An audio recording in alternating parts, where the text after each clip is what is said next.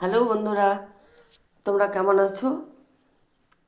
আজ আমরা বানাচ্ছি লাউয়ের চোচা দিয়ে শুটকি মাছের বাটা। লাউয়ের চোচা শুটকি মাছের বাটা করার জন্য শুটকি মাছ ধুয়ে পরিষ্কার করে রেখেছি, লাউয়ের চোচা কেটে রেখেছি। এখানে দেব পেঁয়াজ, রসুন, শুকনো লঙ্কা এবং কাঁচা লঙ্কা, আর দেব সাথে কালো জিরে। দিয়ে দিলাম শুকনো লঙ্কা দুটো,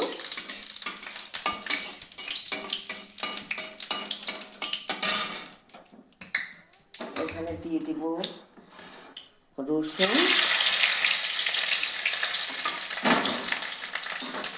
একটু পেঁয়াজ, কাঁচা লঙ্কা, আর দেব লাউয়ের চোচা, সাথে কালো জিরে।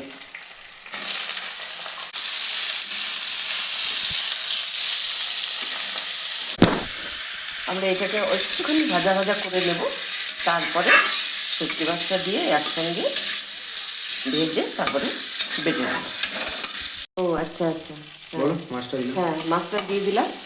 এবারে একটু ভেজে তারপরে এটাকে পেস্ট করব, তাহলে হয়ে যাবে আমাদের লাউয়ের চোচা দিয়ে শুটকি মাছ